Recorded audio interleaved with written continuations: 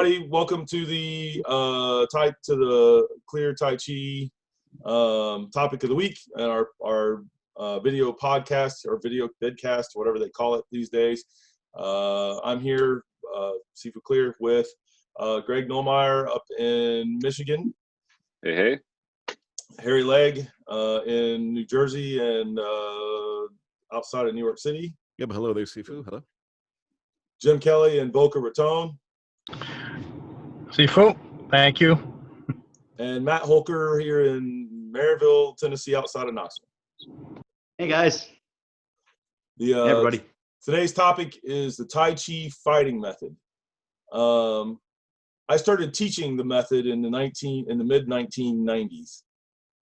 Every student that I've taught the Tai Chi Fighting, now when I say that, there are multiple Tai Chi Fighting methods, more than one, and I've got, I don't know, a good half dozen or more.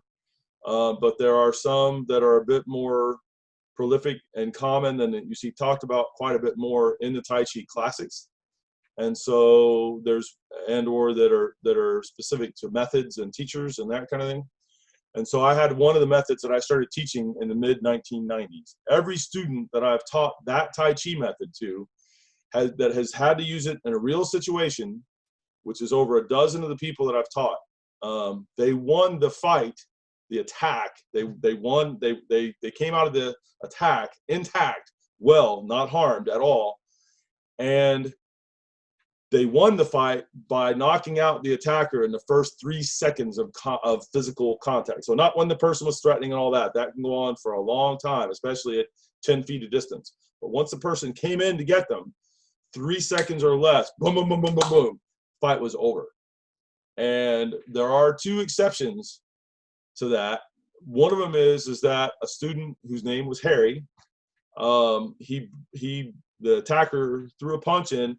He smacked the guy's arm, did it with the proper Tai Chi skills, broke the guy's arm on the first contact, and that ended the situation. I had another student who owned a country western sports bar in Fort Collins, Colorado. He learned the method. He liked to fist fight. He would bounce in his club on a regular basis, and he liked the fist fight doing that. And during the program, he kept going into fist fighting mode. And I kept teaching him, do not do that. This method beats that, and I was able to show him that and convey that to him. But at the same time, because he kind of liked the brawl, he kept doing that, but I kept bringing him back, making him do the method. And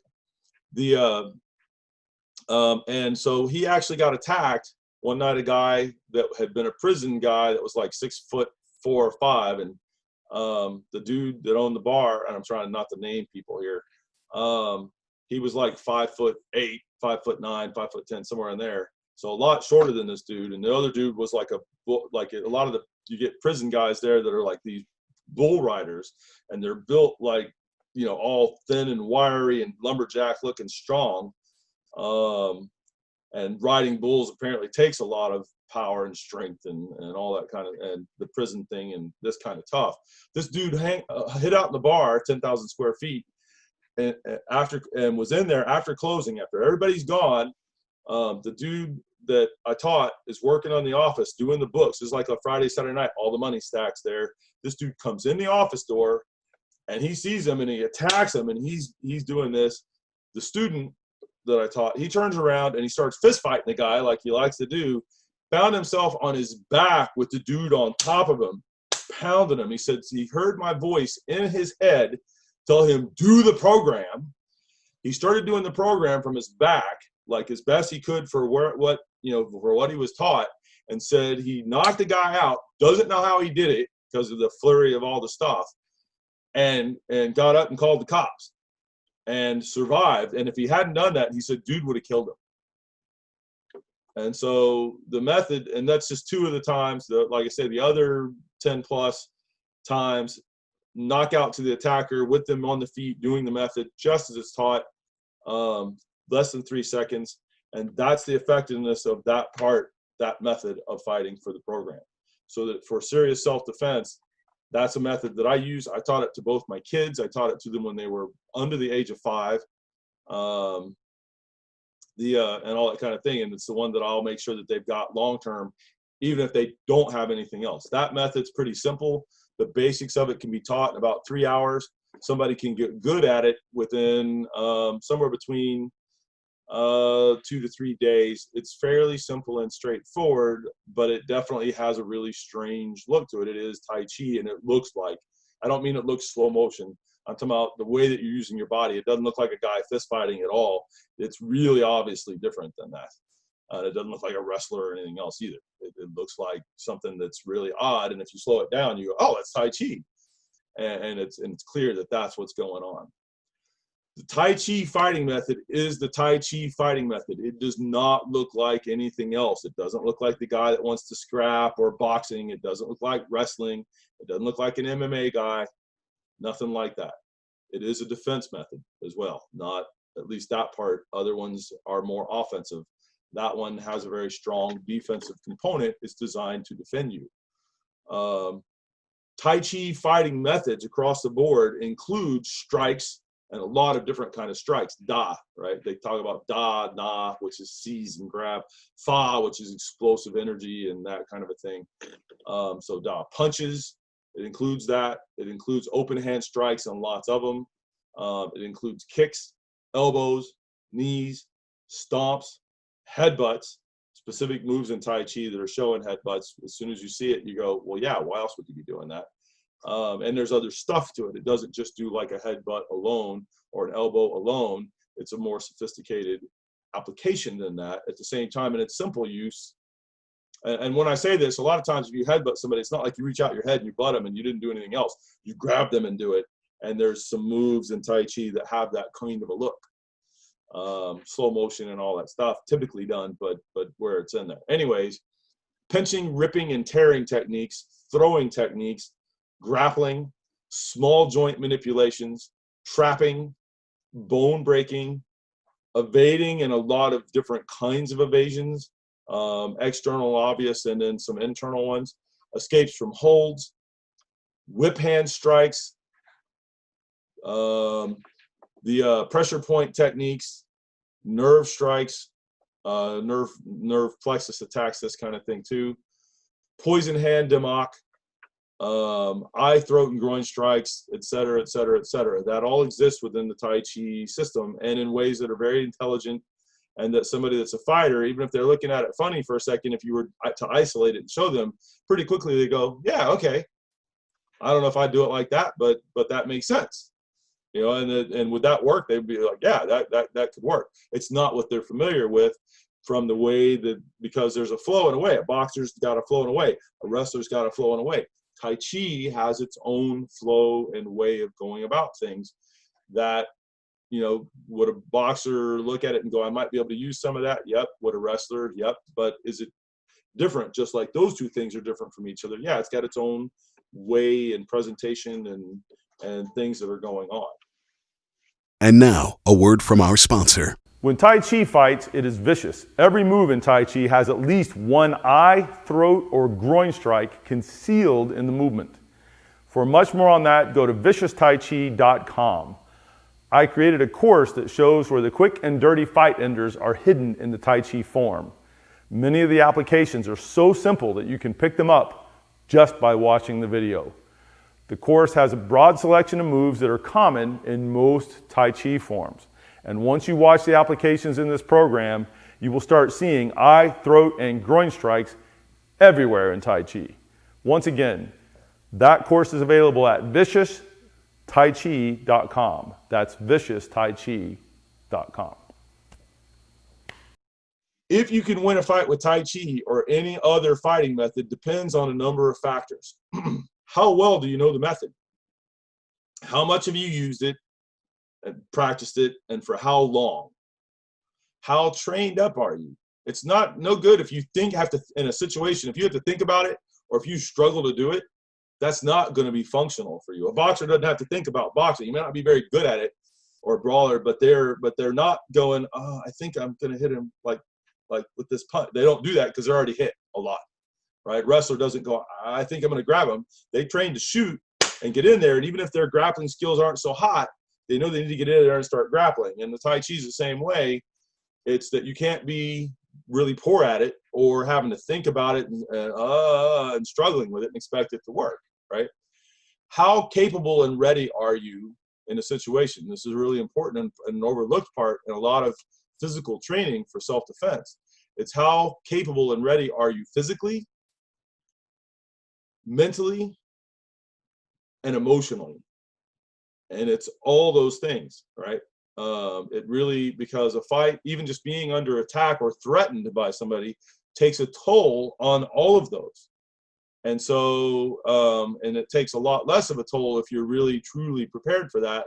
But the less you are prepared for that, the more, at least the first time you're attacked, maybe the second or third time too, the more, and the first time being the worst typically, where it's really a serious attack, the harder those things are, and you can lose a situation just because you get beat on any of those levels. For whatever method of fighting you have you stress tested it? You need to work against resistance, and enough resistance to understand how the method works against that resistance. Boxers know how to do when another guy is trying to box them or wrestle, brawl against them. Wrestlers typically know when somebody's trying to hit them and trying to out wrestle them and the other stuff, because they've had that thing. Tai Chi, we use push hands to do that a lot, but there are other training aspects too for stress testing the stuff, including you should do it against people who are trying to box and brawl or wrestle, those kind of things. Have you been in a few real fights? It makes a difference. Somebody that's been in a few real fights has a great advantage on all these levels than somebody that's never been in a fight at all. I've taught this to law enforcement officers who have had to fight a lot and who typically have to subdue. They're not allowed just to beat the living daylights out of somebody, even when that person is fighting. That doesn't mean it doesn't happen, but I'm saying typically they're trying to subdue somebody, and especially if they're working like mental institution, you can't be beating the crazy person. You've got to subdue them, and you got to do it with the least amount of harm to them possible. Ideally, that's 0. And so that's a person who knows how to fight, because they've had to do it with a lot of, they're at an extreme disadvantage compared to what the attacker can do anything, because they're breaking the law and doing what they're doing. And the person who's trying to do things the right way, they're at a disadvantage of not being allowed to just take the gloves off and do whatever, that kind of thing. Anyway, so being in the few real fights, you get an officer who's been in a couple fights and start showing them things, they pick up a lot faster. Now they don't, if it's really some aspect of the training that's really, really super odd compared to anything they've experienced before, that can take them as much, and sometimes depending on their mind, longer than it would take someone else to get. But as long as it fits within the parameters of, oh yeah, there's a person there, there's resistance there, and I'm going to do this now. They're not having to overcome their own mind's resistance or effect that they got from being in a situation now, right? And so what are the rules in the street? And in the rule, what are the rules is a big factor in a fight with Tai Chi or anything else, right? And that is, in the street, surviving means you win, right? And to give you an example, one of the biggest things you see in the UFC that is really a bad example of how it is not reality is you get a wrestler who dives in on somebody's leg and their head is right there where the person can take both their hands, whether they're standing still or whether they got knocked down, and they can reach the person's head on like both sides and the back, right? And in a real situation, that's called you thump them real nice and hard on the spot in the center of the back of the head, which is illegal in the UFC. If you do that to somebody, let's say they came in and they shot on you and you bang, pat them on the top of the head. If it doesn't do anything to them, you still get automatically disqualified. If you hurt them, if they get knocked off you or stopped or something, you get disqualified. If they get knocked out, by the way, the most common result is they get knocked out. That is the easiest spot on the human body with that much force to technically knock out somebody. And if you give it even just a little bit more, it'll knock them out cold. And there are people in UFCs that have won matches that way and been disqualified immediately. The guy got carried off on a stretcher with a concussion, going to the hospital, and the trophy went with him. That guy that got knocked out wins the fight. That's great in the UFC, but in the real situation, the trophy, they could give you the trophy, and then the guy who's the criminal on the street that attacked you is going to pick up that trophy and beat you to death with it while you're knocked out. It's not a real, it's, you know, so what are the rules? In the street, surviving means you win. And so being knocked out cold, and you didn't win in the street if that's what happened to you. Okay, the back of the head KO is also illegal in boxing and most other martial arts sports of any kind. That's a no-no. You're not allowed to hit there. All right, but it is an extremely easy target. In the UFC, it's most commonly people who have at least some grappling training, even if they're not primarily a grappler, who are winning. And that back of the head KO is the easiest target against most grapplers most of the time. It is not a hard shot to get, but it is an illegal shot in that situation. All right. None of the above things I've talked about changes a basic fact that the Tai Chi fighting method is the Tai Chi fighting method.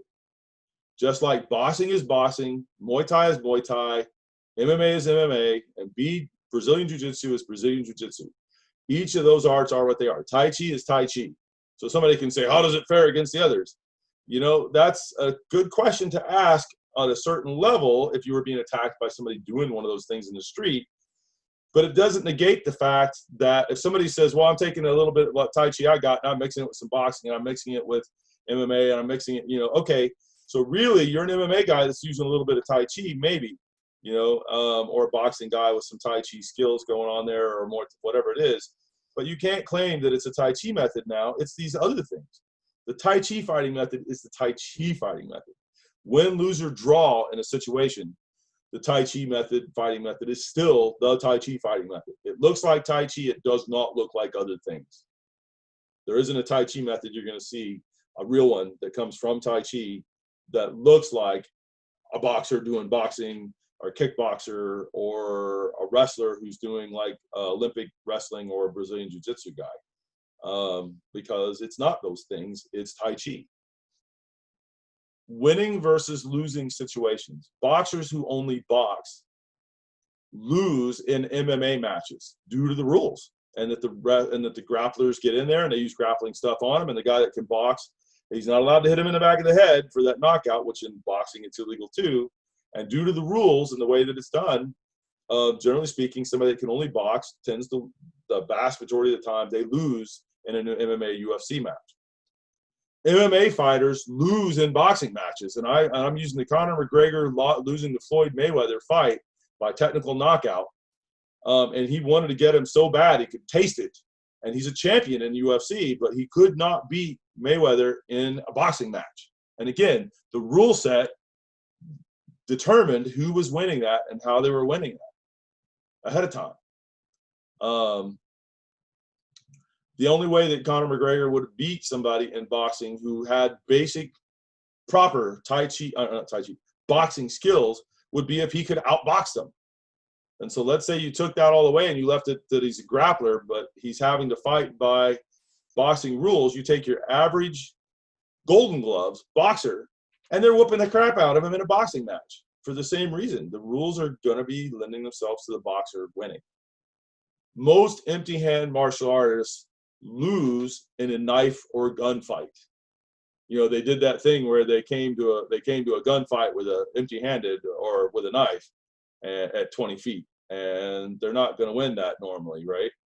And empty-handed, definitely against the knife or the gunfight, it's typically going to be a really bad day. There's an exception to that. That's why I say most empty-hand, but the vast majority of the time, the empty-hand martial artist doing boxing or MMA or jiu-jitsu or whatever, the other guy's got the knife or the gun. This fight, they lost now. So the rules made a difference. By the way, the Tai Chi guy with a gun at 20 feet's got a problem too, right? So the fact that those empty hand martial artists will lose in the different scenarios I'm talking about doesn't invalidate them.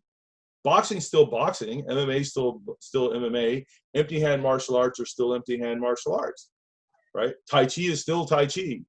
It means that you can't hold up a single standard and have it apply to everything. You know, somebody sees a Tai Chi method, or we're talking about Tai Chi fighting, and do that in the UFC. Take your knife and go, you know, I'm a knife fighter. Let me take my knife and go into the UFC. Why don't they say that?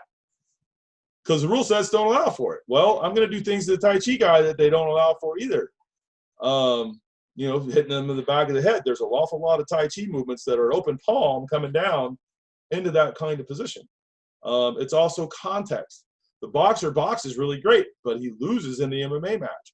The MMA fighter fights really great, but he loses in a boxing match.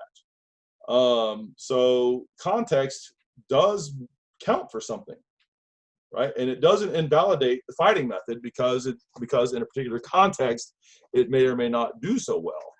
It really depends. There's a lot more factors and a lot more things you have to intelligently consider than what most people are when they make those statements like let's see that in the UFC, right? Okay. Obviously, an MMA UFC competitor is a trained extreme sports martial arts fighter. Most average folks will lose trained in regular street, martial arts karate, whatever you can find on the local street corner martial arts, or they're not getting in the ring and fighting, and they even train methods that could be used that way, or that are thought of as being used that way. Most folks doing that will lose to someone who is an MMA UFC competitor. Because, partially due to simple things like they don't have the fighting experience that the guy who's in the ring's got. They also, if you're going to be a ring fighter, a professional MMA or UFC guy, the vast majority of them have excellent, supreme conditioning and daily training, at least when they're really training up for a fight. And based on conditioning alone, they will beat most other martial artists because they can just wear them out. Many MMA UFC guys have lost real fights in the street. Over the years, I can't tell you the number of times that I've heard about so-and-so got shot and are dead, and in a number of cases are dead because they went into a street situation with, I'm a tough guy, I've been in the ring fighting, and if they were in the ring fighting, they'd be good.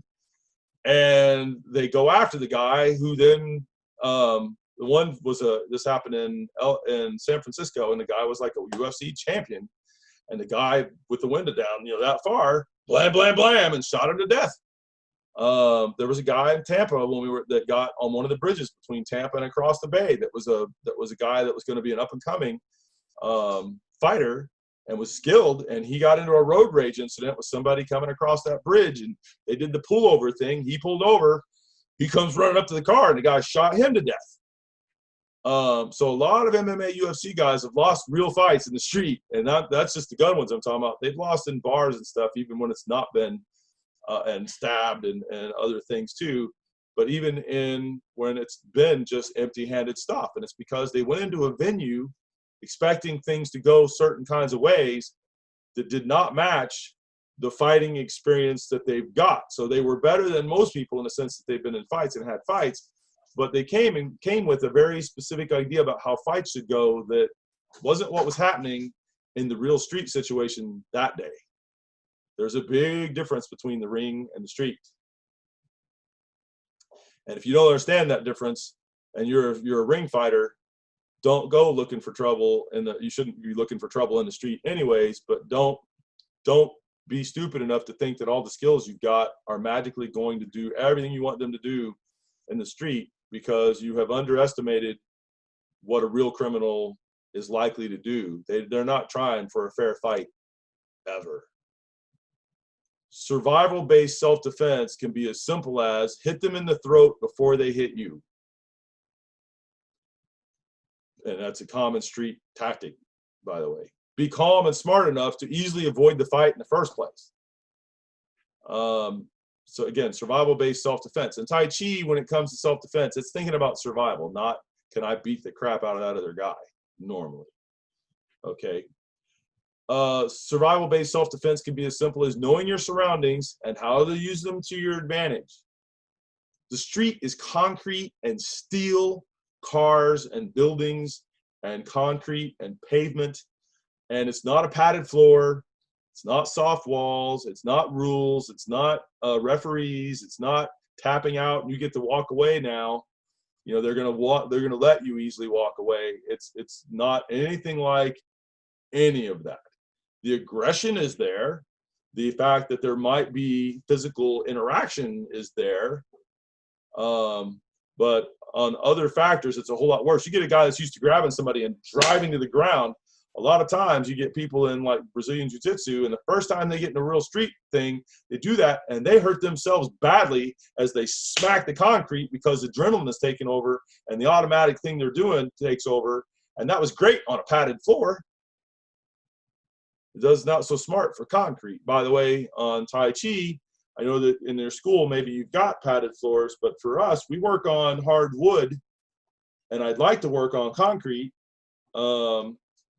And have spent a lot of my martial arts time training on concrete and going to the ground the way you should go to the ground on concrete. And there are definitely ways you should not, and all that stuff. And so when somebody's not used to that, they're outside their normal venue and can really get harmed. They can harm themselves, like I said, just because they're not used to what this set of rules involves. Like, don't run headfirst into concrete thinking you're plowing somebody else in the concrete, because you may severely damage or kill yourself as much as you're going to do anything to them. Anyways, the Tai Chi fighting method, win, lose, or draw, is still the Tai Chi fighting method. But only the Tai Chi fighting method is the Tai Chi fighting method. If you want the Tai Chi fighting method that really is Tai Chi, then you have to get it from somebody who knows it. You can't just make it up and expect it to be okay and right. It's just not going to be. Just like saying somebody that's a kid wants to box, they end up doing what we think of as like fisticuff, poor brawling. But you put them against any trained boxer and they get their butt handed to them 99% of the time, like directly and easily. Same thing with yeah. I'm sorry, you keep referring to the Tai Chi fighting method, but there are actually multiple. There are multiple Tai Chi fighting methods, right. But each of them were developed over decades, centuries, by people doing Tai Chi that had the fighting method first and had things like cotton boxing. That was one of the earlier forms of Tai Chi, and that really is a codified. This is how they wanted to fight, and it was based on very advanced understandings, very high-level intellectual understandings of movement and strategy and positioning and factors for power and speed and position and all that stuff, right? I'm referring to any of that as the Tai Chi fighting method, and that if it's not those things, if it's something where somebody did a Tai Chi form, never got taught an application of any kind or very little, and now they're just making it up, they're not doing any better than the kid who wrestles on the playground, goes to a professional wrestling venue and thinks he can go up against people that are Brazilian Jiu-Jitsu black belts or collegiate wrestlers, and they're going to get turned inside out. The guy that just brawled on the playground wrestling around, he's getting his butt handed to him like instantly, fast, wham, and he's already tied up bad, right? Not even any struggle for them, and it's the same thing. Somebody that makes up a Tai Chi method goes up against a real Tai Chi method. It is literally like an adult to a little small child. It's just ridiculous, the difference in ability most of the time. That does not mean and that's saying pure Tai Chi method to pure attempted, not a Tai Chi method, but where the person was trying to create such a thing. They're basically taking people who were very advanced, had very understandings about martial arts, very advanced understandings about internal arts, very advanced understandings about Tai Chi principles and how they would be used, and dynamics of what we would think of as like physics and mechanics, and applied that to fighting situations and tested it out fully and thoroughly for real.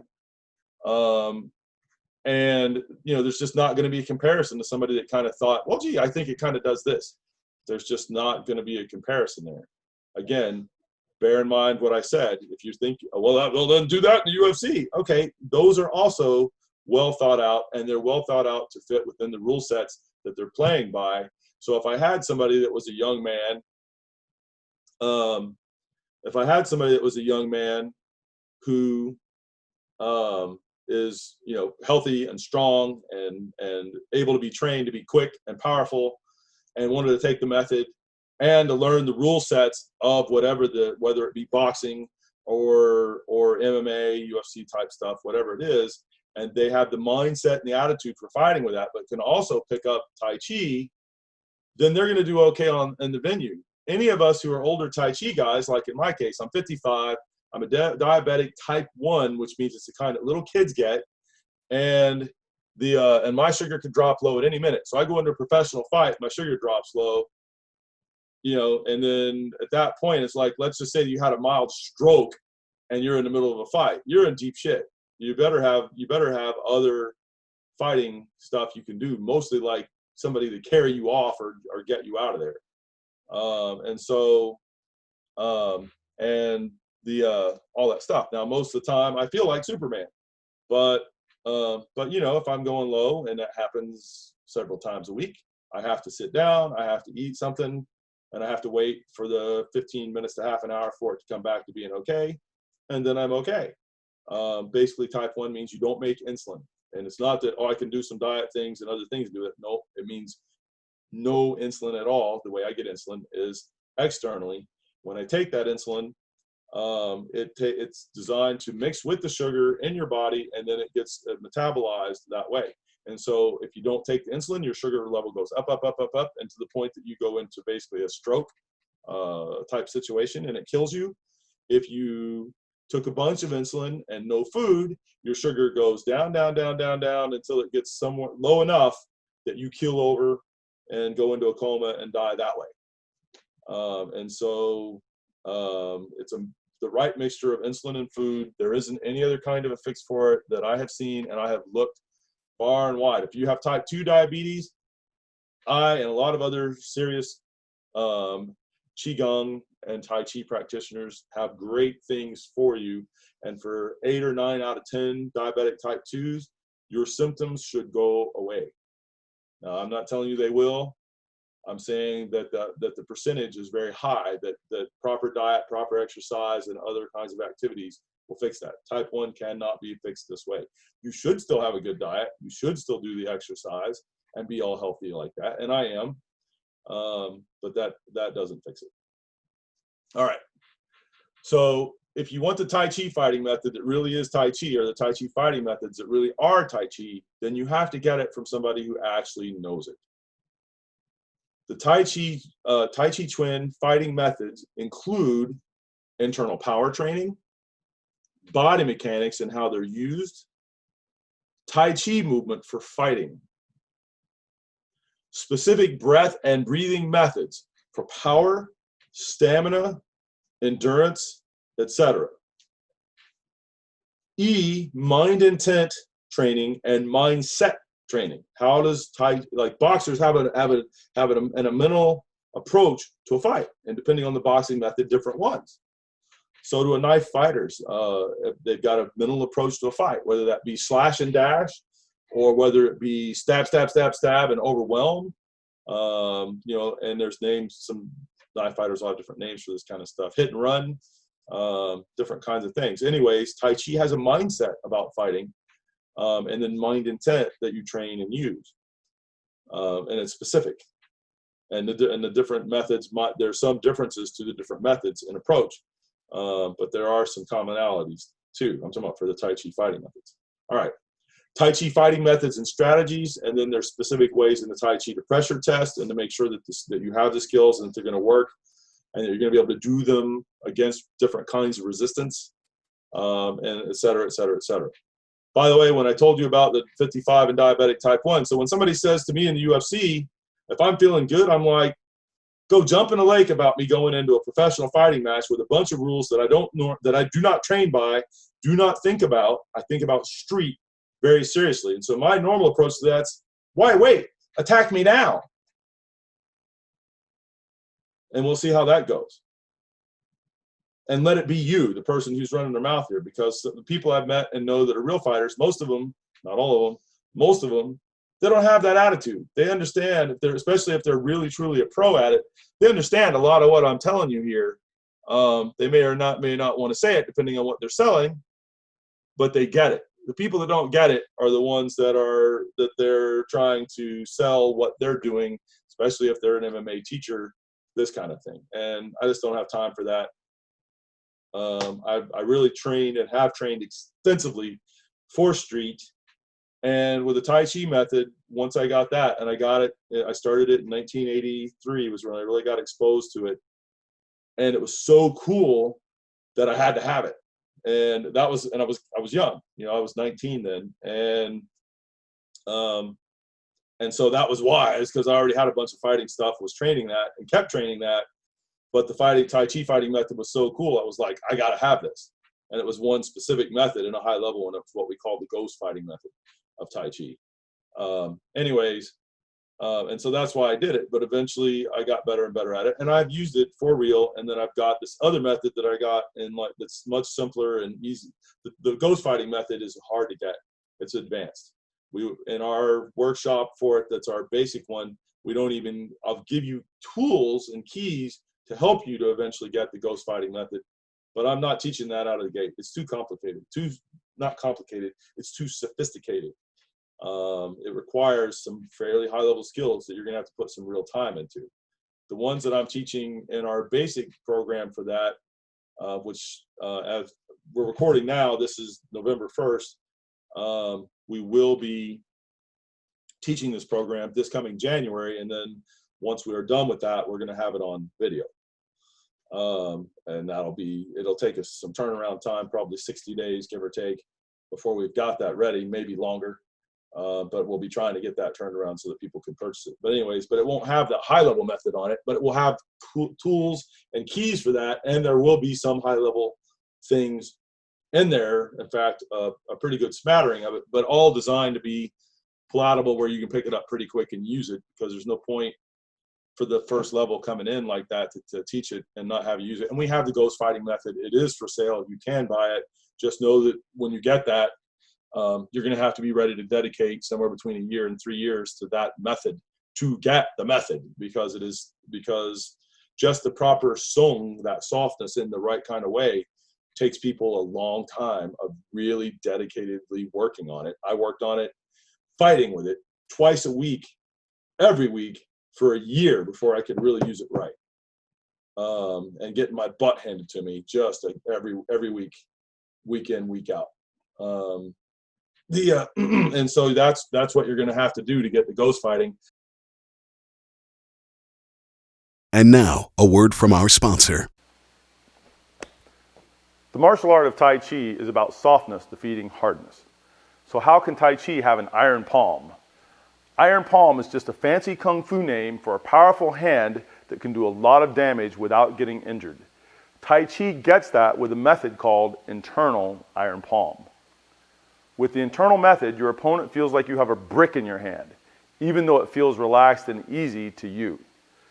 Internal iron palm only uses your own body and your own mind. You do not need a training partner or any extra equipment. Once you know the internal iron palm method, you can do it whenever you have time and as little as 5 minutes a day. My name is Richard Clear, and internal power is what I do. I created a unique online course to give you internal iron palm almost on autopilot. The program is so successful, I put a money-back guarantee on it. Find out more at internalironpalm.com. That's internalironpalm.com. Thank you.